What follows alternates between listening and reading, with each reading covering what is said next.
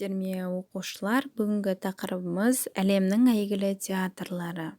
Суретте көріп тұрғандарыңыздай, дүние жүзіндегі, әлемдегі ең керемет, ең әйгілі театрларды біздің оқулығымызда беріп қойған, суреттермен беріп қойған. Осы бірінші мәтінде осы театрларға арналған мәтіндер берілген, яғни бірінші суретте көріп тұрғандарыңыздай Лондондағы Ковент Гарден театры,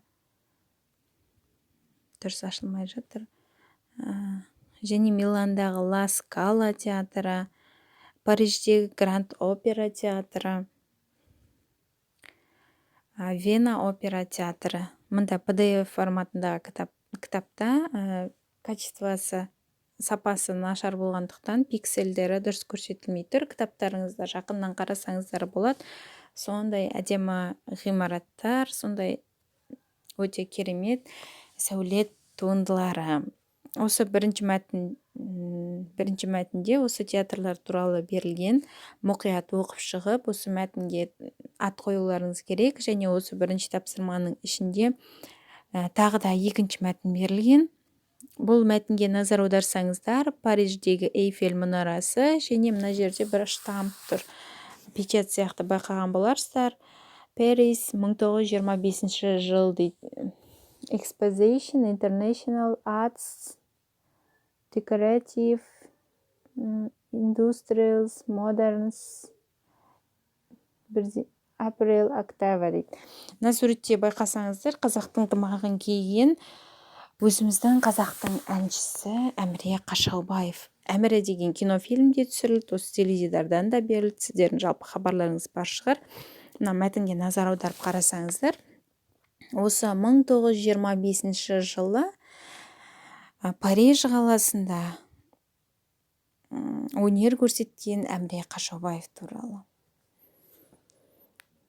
1925 жылы Парижде өтетін дүниежүзілік экспо көрмесіне қатысу үшін Кеңестер одағының маңдайалды әнші, күйші, бишілерін шақырту басталады.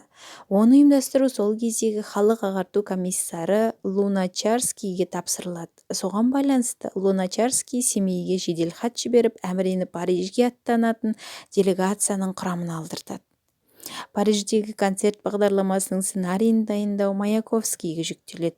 Парижде әртістер 11 концерт береді. Әміре Балқадиша, Дударай, Ағаш аяқ, Жалғыз арша, Қара торғай, Қызыл бидай әндерін орындап, күміс медальмен марапатталады.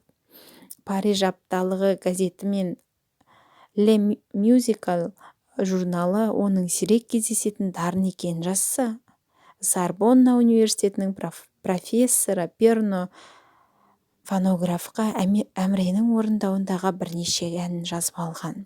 Сол жылы Германияның майындағы Франкфурт қаласында өткен халықаралық музыкалық көрмедегі концертке қатысып, қазақтың халық әндерін әлемге паш етті. Оның ғажап дауысы мен орындаушылық шеберлігі дүниежүзі мәдениетінің ірі өкілдерінен жоғары баға алған. Сапарғали Бегалин. Суретте көріп тұрсыздар, бүкіл Парижді таңғалдырған керемет әншіміз, тұңғыш деуге болады, тұңғыш қазақты танытқан әнші Әміре Қашаубаев. Мына жерде айтылған, Сорбонна университетінің профессоры сол кезде Әміренің ән айтқанын фонографқа жазып алған дейді, Әміренің орындауын. Осы YouTube желісінде, жалпы ғаламтор желісінде бар, Әміре Қашаубаев өз дауысы, жанды дауысы деп іздесеңіздер, сол кездегі 1925 жылы, яғни осыдан бір ғасыр бұрынғы жазылған қазақтың керемет әншісінің өлеңін тыңдай аласыздар. Бірінші мәтін әлемдегі әйгілі театрлар туралы. Сол бірінші мәтінді толық оқи отырып және екінші мәтінді оқып, екеуін салыстырыңыздар. Екеуіне де міндетті түрде тақырып қойыңыздар. Астындағы сұрақтарға жауап беріңіздер. Мәтіндегі театрлар қай құрлықты қамтиды? Басқа құрлықтардағы тағы қандай әйгілі театрларды білесіңдер? Жалпы суретке қарап байқаған боларсыздар, иә? Мәдениеті ертеден дамыған қай құрлық? Екінші тапсырмада жалпы әлемдік театрларды білу бізге не үшін қажет? Қалай ойлайсыздар? Бізге керегі бар ма, жоқ па? Үшінші сұрақ: Әміре Қашаубаев туралы не білесіңдер? Бұрын білетін бе едіңіздер? Осы видеоның астына жазып кетсеңіздер болады. Екінші тапсырма: Әміре Қашаубаев туралы мәліметтерді негізге алып, жай сөйлем түрлеріне мысалдар жазыңдар.